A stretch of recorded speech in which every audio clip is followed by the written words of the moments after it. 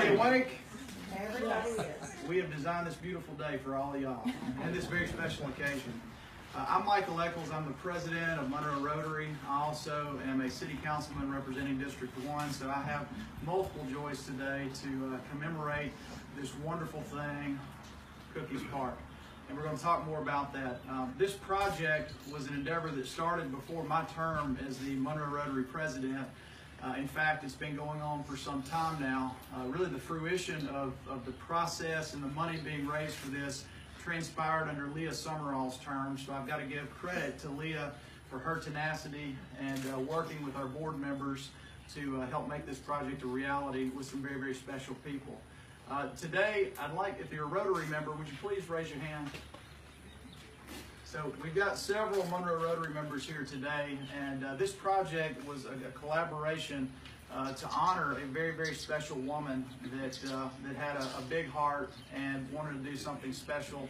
The family wanted to do something special for our community, and so Monroe Rotary, working with the Hollingsworth family, with Corinne and Clay and really the community, were able to put together and raise funds in honor of their mother, their wife, to put this special small children's park together inside this other great park.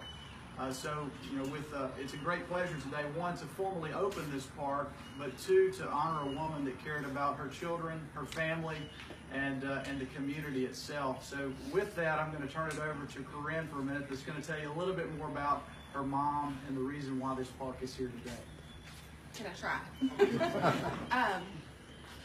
I had not had babies. I had had no children, so I just knew that, like, my mom that was the biggest thing when she passed away for me, was knowing that she was never going to meet my children. And I really wanted a tangible way for them to be able to connect with my mom and to know, like, what they were missing out on, I guess. And so that was probably a week after she passed away. I called the City of Monroe and was like, okay, this is what I want to do. And I'm sobbing and crying, and they're like, yes, just do whatever, like whatever, and it's fine.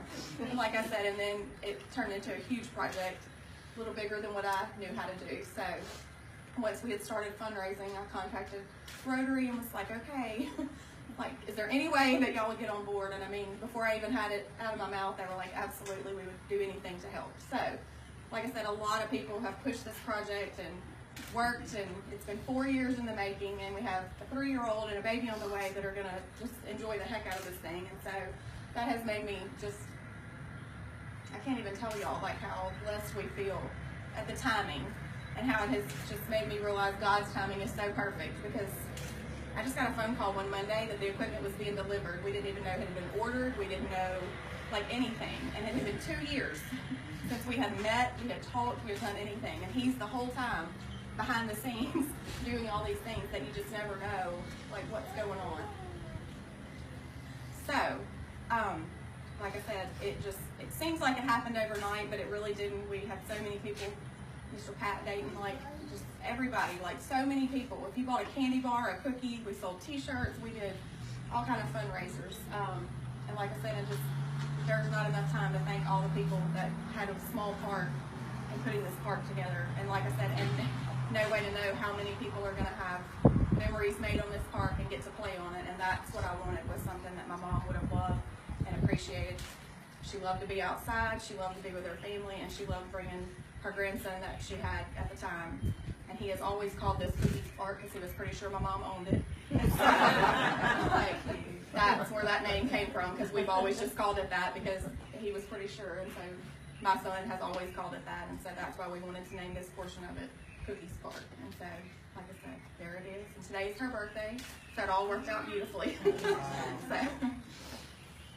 Well, thank you, Corinne. So this project took well over $10,000 to put together, and as she mentioned, it was a collaboration between Monroe Rotary, her family, out raising, selling anything you can sell to put this together. And also the City of Monroe contributed money to this project, so I want to thank the Director of Administration, Stacy Rowell. I want to thank the Mayor and everyone else that's been a part of this to make this a reality. We've got really, really good things happening in this community, and I think a lot of these small things start in our parks, they start in our community centers, they start in people working with government, with nonprofits and individuals, go out and take the initiative to improve our community. So on behalf of the Monroe City Council and the City of Monroe, we're honored today to open up what is this section of the park, which is Cookies Park, to honor this woman who has given back to not only her community but to her family, and she'll have this legacy here in Deborah Park for many, many generations to use going forward. So with that, y'all have any questions? Could we have the family when we finish stand on their park, okay? You got it. We'll be ready for pictures. Well, again, thank you all for being here, and if you could just join me in congratulating not only the family but the city for having a great new addition to their park.